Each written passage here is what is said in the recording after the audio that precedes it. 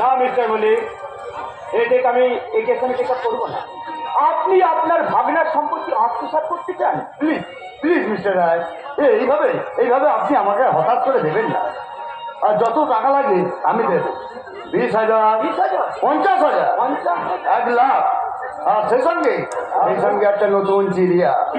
হ্যাঁ, চিড়িয়াটা তার যৌবনের ডানা মেলে আপনার দিকে এগিয়ে আসছে, আর মিষ্টি সুরে ভালোবাসার কথা বলে ইচ্ছা করলে তার যৌবনের চুমুক দিয়ে আমি রাজি মিস্টার, আমি রাজি। Thank you. তবে হ্যাঁ, ভালো করে শুনে রাখো, ওই চিড়িয়া ছাড়াও আমার কিন্তু চাই 3 লক্ষ টাকা।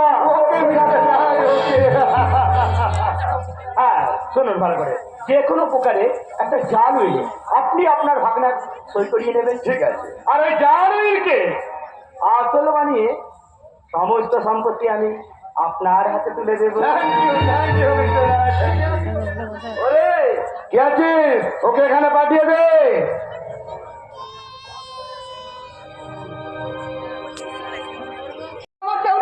ওকে এখান থেকে তাড়িয়ে দাও, নাহলে নাহলে ও তোমার কাছ থেকে আমাকে তুলে তুলে নিয়ে চলে যাও। তাড়িয়ে দাও।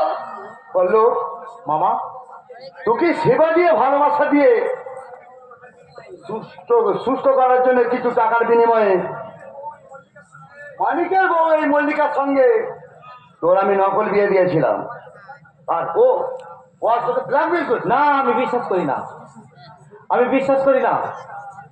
মল্লিকা, মল্লিকা আসল হোক নকল হোক, আমি তো তোমাকে আমার অগ্নিসাক্ষী সিঁদুর স্মৃতিতে দিয়ে তোমাকে আমি বিয়ে করেছি। তাই তাই তোমাকে আমি বলছি, সেই অগ্নিসাক্ষী দেয়া সিঁদুরকে স্পর্শ করে তুমি একটিবার বলো তো মল্লিকা, যে তুমি আমার স্ত্রী, আমি তোমার স্বামী। বলো মল্লিকা, বলো। চুপ কেন, বলো।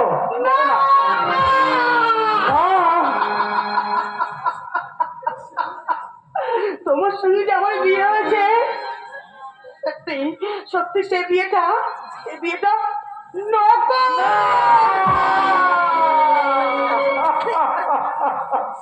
হ্যাঁ গো, তুমি আমার নকল স্বামী বাবু। আমার আমার আসল স্বামী হলো এই লোকটা। মল্লিকা কি বললে কলঙ্কিনী?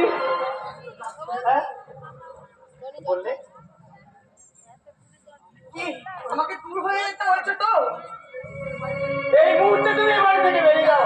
বাবা বাবা বাবা, তুমি এই মেয়েটাকে চুলের মুঠিটা ধরে দাও। আমি ওখান সহ্য করতে পারছি না। বলো না মল্লিকা, আমরা আমার নতুন করে ঘর বাঁধি। না, আমি যাব না। যে স্বামী টাকা নেবে বউকে ভাড়া খাটায়, তাকে আমি ঘৃণা করি। মল্লিকা, মল্লিকা। বাবু বাবু, মল্লিকা তোমার নকল বউ হলো, তবে ভালোবাসা তো নকল নয় বাবু। তাই ভালোবাসা হারিয়ে কাঙালি মল্লিকা আর এই সমাজে ফিরবে না বাবু, আর এই সমাজে ফিরবে না। ওই দিকে চলে ঝাঁপ দিয়ে আমি আমার জীবনটাকে শেষ করে দেবো বাবু। আমি আমার জীবনটাকে শেষ করে দেবো। আমি আমার জীবনটাকে মল্লিকা শেষ করে দেবো। মল্লিকা, মল্লিকা তুমি যাও না, আমি আসছি। মল্লিকা আমি আসছি। মল্লিকার সঙ্গে জমানায় যা। মল্লিকা, মল্লিকাকে আমি আমার স্ত্রী, আমি ওর স্বামী। তুমি ফিরে এসো মল্লিকা, তুমি ফিরে এসো। আমি আসছি।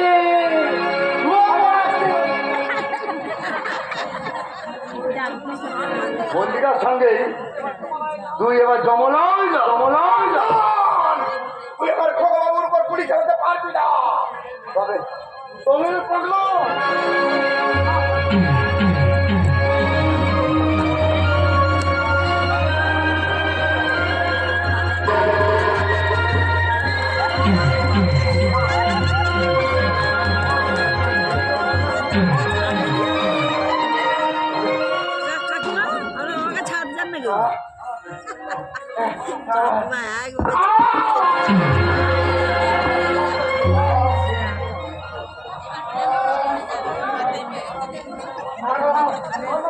পৃথিবীটা যেন আমার মন করে হচ্ছে। মুহূর্তের মধ্যে কারো অন্ধকারটা সরিয়ে যাচ্ছে। আমি কোথায়? আমি কোথায়? কোথায় সেই ভয়ঙ্কর অগ্নিকুণ্ড? কোথায়? কে তুই? আমার তুমি চিনতে পারছো না মল্লিক? আমি তোমার জামাই বড় প্রতাপ চৌধুরী। ওরে সরকার, তুই খেলা এখনো মরিসনি, কিন্তু কিন্তু তোকে আমি বাঁচতে দেবো না। মৃত্যুর আগে তুই জেনে যা, মোটর গাড়ির অ্যাক্সিডেন্টে তোর কিন্তু এই অবস্থা হয়নি।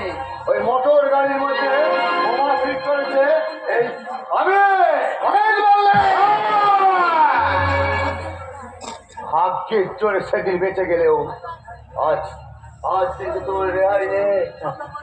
সাবধান সাবধান মহেশ মল্লিক, হাত নামাও, নইলে রিভলভার কিন্তু তোমায় ক্ষমা করবে না। বিধান বাবাজি, তুমি তোমার শয়তানি খেলা এখানে সেপাই, ওকে হ্যান্ডকাপ লাগাও।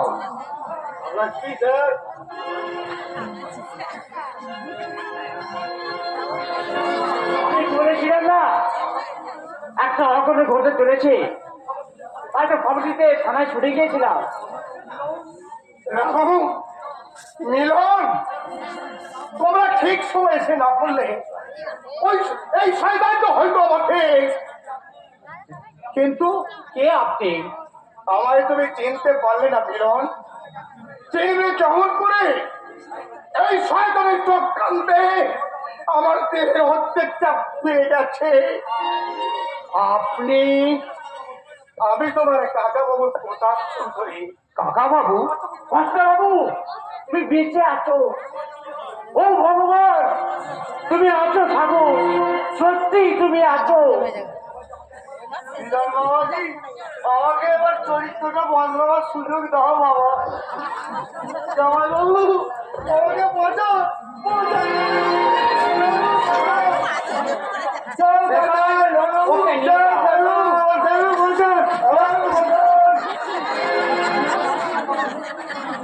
আমি এখন আসছি কাকা বাবু। ওই কুখ্যাত সমাজ বিরোধী বাচ্চা সারা শহরে আতঙ্কের ঝড় তুলেছে। তাকে যেমন করি হোক গ্রেপ্তার আমাকে করতেই হবে। অপরাধীরা সাজা পেয়েছে আর আমি খুঁজে পেয়েছি আমার হারানো বাবু। কিন্তু তুই তোর পল্লবকে দেখছি না কেন বাবু? পল্লব আমার